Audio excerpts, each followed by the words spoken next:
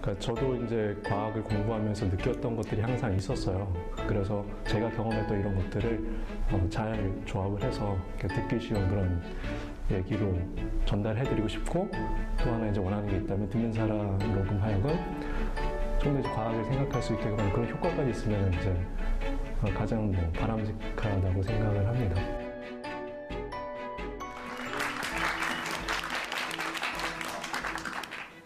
살아있음과 살아있지 않음을 구분하는 기준은 어디에 있을까요? 미켈란젤로의 시스틴 성당 벽화처럼 손가락과 손가락이 닿아야 하는 걸까요? 저는 다소 철학적일 수 있는 이 논제의 답은 어쩌면 태초에 생명체에 있을지 모른다고 생각하였습니다. 여러분들 아시는 것처럼 태초의 생명체는 남조류였습니다.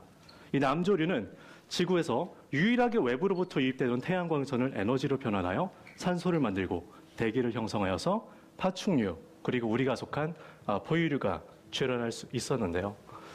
자, 오늘 제가 여러분 앞에서 말씀드리고 하자 하는 바로 이 내용이 빛에 관한 내용입니다. 빛으로 인해서 우리가 서로 볼 수 있게 되고, 또 아인슈타인의 노벨상도 사실 이 빛의 입자 성질을 연구한 덕분이었는데요. 자, 세상을 밝혀주는 빛. 근데 여러분, 이 빛이 암 치료에 쓰이고 있다는 사실을 알고 계셨나요? 사실 빛을 의학적으로 사용한 것은 굉장히 오래전부터 시작되었던 일입니다. 자, 2000년 전 이집트로 거슬러 올라가면 나일강 근처에 자라던 어떤 식물의 씨앗을 먹고 바름으로써 피부가 하얗게 변하는 백반증을 치료한 그런 기록이 있습니다.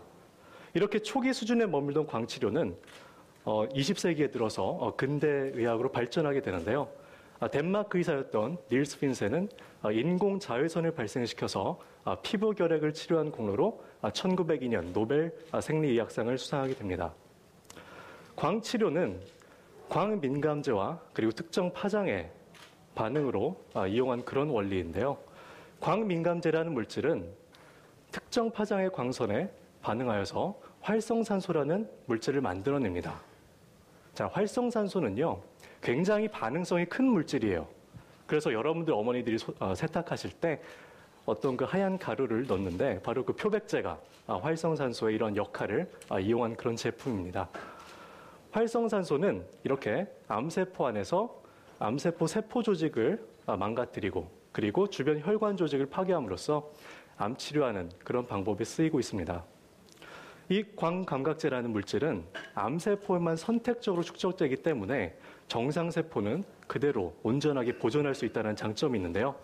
이로 인해서 화학요법이나 방사선요법으로 인한 부작용이 없는 것이 이 광역학 치료의 장점입니다.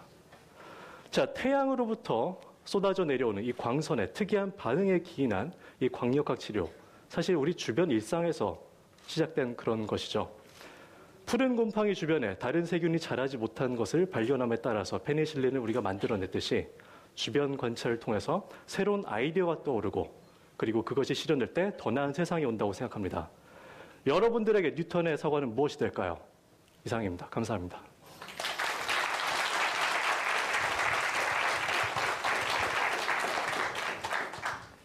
우선 이 광역학 치료라는 주제를 선택하시게 된 이유가 뭡니까? 예, 저는 학부 때 이제 분자생물학을 전공하였습니다. 그 전공을 선택하게 된 이유는 정말 무엇이, 사실 우리 몸을 구성하고 있는 것은 다른 무생물을 구성하고 있는 그런 원자들과 다름이 없는데 왜 우리에게 의식을 주고 생명이라는 것을 부여할지, 그것에 대한 궁금증이었는데요. 이러한 분자 수준의 기전 같은 것들을 공부하게 되면서 굉장히 세포 같은 것들도 신경체계도 기계적이다, 어떤 신호체계에서 움직인다라는 그런 인상을 받았습니다. 지금 굉장히 암은 흔한 질병으로 우리나라 국민 중 3명 중 1분이 이제 겪게 되는 그런 질병인데요. 암 치료법이 지난 100년간 굉장히 많은 발전을 이루었습니다. 지금도 이런 치료법들에 의해서 많은 분들이 혜택을 받고 계시지만 아직 끝나지 않은 그런 싸움이라고 생각이 듭니다. 이런 것에 있어서 새로운 치료법, 또 순수과학에 기인한 그런 창의적인 사고는 더 필요할 것이라고 생각이 되고, 마침 이 광역학 치료라는 것이 기존의 치료법들이 갖고 있던 그런 부작용에서 사람들을 해방시켜 줄 수 있고, 또 초기 진단이 이렇게 많이 늘어나는 것에 시대에 부합하는 그런 치료법으로 이제 차세대 치료법으로서 주목을 받고 있는데요. 이런 것에 매력을 느껴서 이번 발표의 주제로 선정하게 되었습니다.